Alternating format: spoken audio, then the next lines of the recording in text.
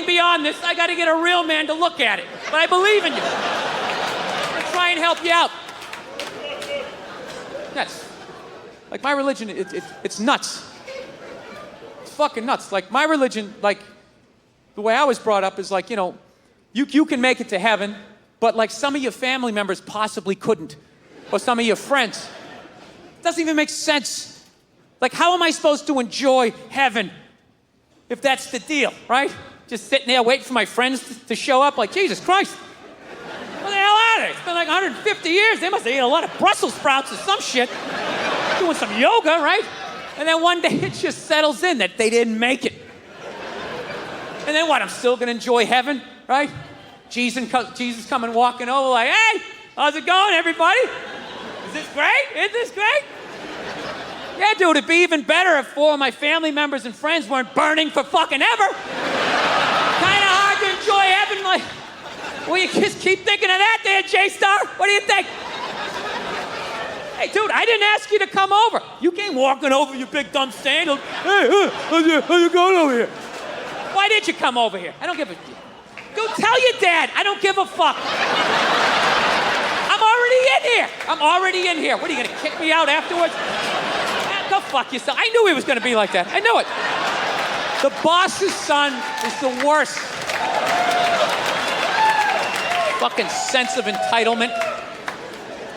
So yeah, so they believe when you die, you're dead. And I was like, well, so you're just dead. Like, how do you wrap your head around not existing? I couldn't get my head around it. And he goes, well, you know, like before when you were born, do you remember that? And I was like, no. And the guy's like, it's just like that. I'm like, not only does that make sense, that is absolutely terrifying.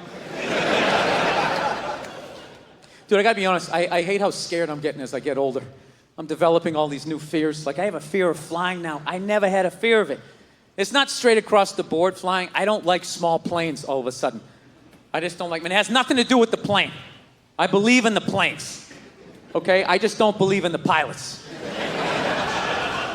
Because you know why? I don't think the airline does either.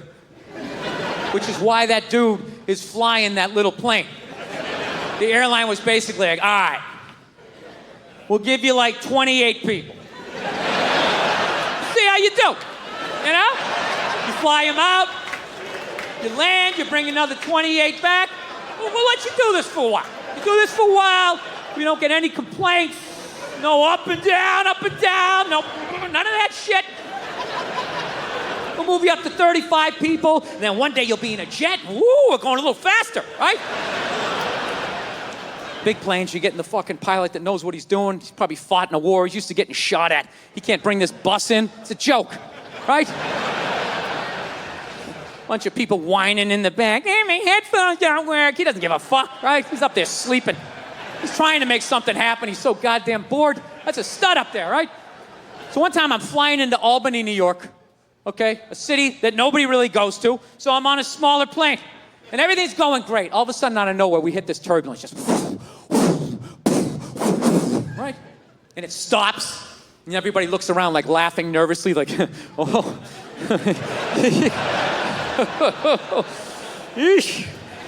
All of a sudden, it comes back with a vengeance.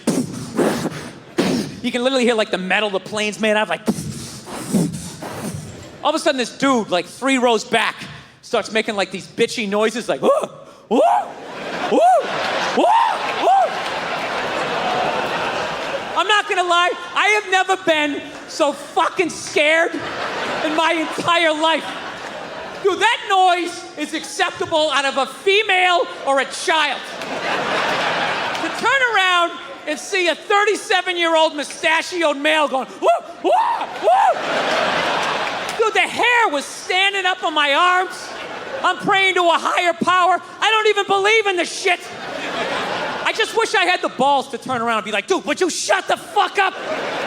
Jesus Christ, be a man, push it down. Push it down, deny your feelings, act like you have answers. Do some man shit right now. Do some man shit. Jesus Christ. You know, you think I'm not up here thinking, woo, woo, I am. But how does that help us for me to join you and turn this fuselage into a haunted house? You know? You know what kills me? What absolutely kills me is some woman is gonna fall in love with this guy, marry him, and make half fucking kids. And you know what? We become weaker as a species. We do. Do you remember back in the day when you watched the Discovery Channel? It was about animals. Now they build cars, but it used to be about animals, right? Now it's all car stuff. Looking forward to getting that carburetor today, and the carburetor didn't fit. What do you mean the carburetor doesn't fit? Carburetor doesn't fit. Dad's gonna be mad. How come the fucking carburetor doesn't fit? I just got my fucking there. You know, there's never enough time to build the car. It's so fucking stupid. You gotta have this bus done by Thursday. Or else what? The guy doesn't want it anymore? All right? You'll get the thing when we finish it, okay? This is a safety issue. You want brakes on it? Then go get yourself some fucking lunch. So, before, they used to just be animals. And what's what I noticed? Everything from a lion all the way down to an insect, okay? If you had one drop of bitchy blood in you, none of the females would fuck you. That was it. Your life was over. Your life was over. No ant pussy for you your entire miserable 8-day ant life, because all 6 of your legs shook when the wind blew and the female ant saw it. They're like, all right, stay away from that one. Stay away from that one. He's gonna jeopardize the whole hill. And Stacy, listen to me.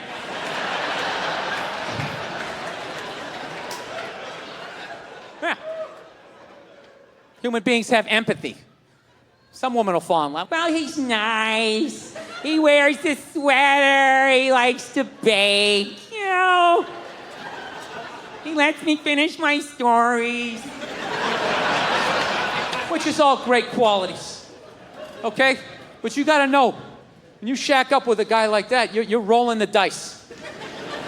You're rolling the dice that fucking axe murderer is gonna pick the next house over. Because God forbid he picks your goddamn house. This is the dude who has your back, who's gonna be screaming louder and higher than you when this guy comes through the fucking door.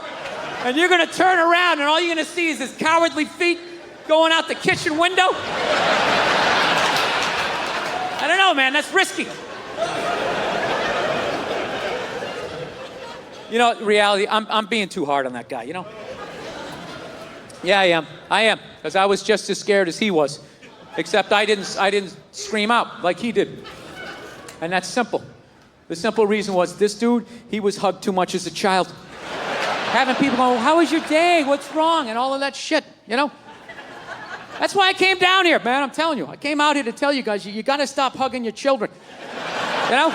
You are ruining this country. Now, you can hug your daughters. You gotta do that. You gotta do that. Hug those hooker shoes right out of them. Let them know that you're a good man and to find another man like you. You gotta do that.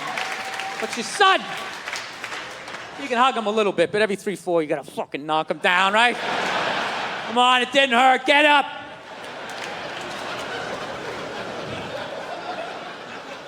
Look, I didn't come from a family. I don't know about you guys. I didn't come from a touchy-feely.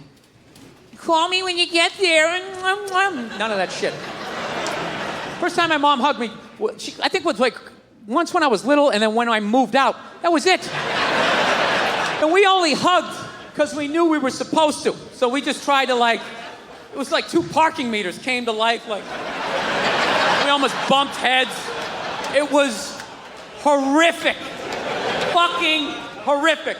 You know, to this day, sometimes I drive down the street and I think about that hug, and it's just it's so awful. I have to shout the memory out of my head. I'll just be driving down the street, just be like, ah! Ah! Anybody else like that? You ever have to shout stuff out of your head? There's something about me, all my regret comes up when I'm in the shower. I don't know what it is. I think because I'm in the shower and I have time to think. And I'll just think of shit I did in 3rd grade where I just made an ass of myself, and I just will be in the shower just being like, ah! Ah! And my wife's always just like, is everything okay in there? I'll just be like, yeah, just accidentally turn on the hot water. Turn it on too much. Every day?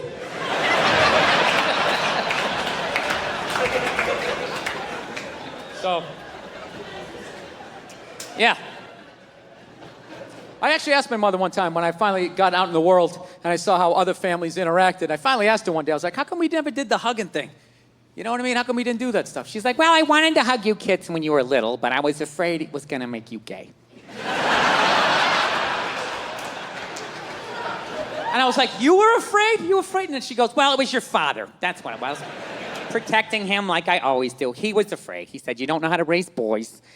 And if you hug them, that's what's going to happen. So in a marriage, there's compromises. So. Yeah. So she basically never hugged us because my dad said if she did, it was going to make us gay. And I got to tell you, that was a great thing that my dad did for me.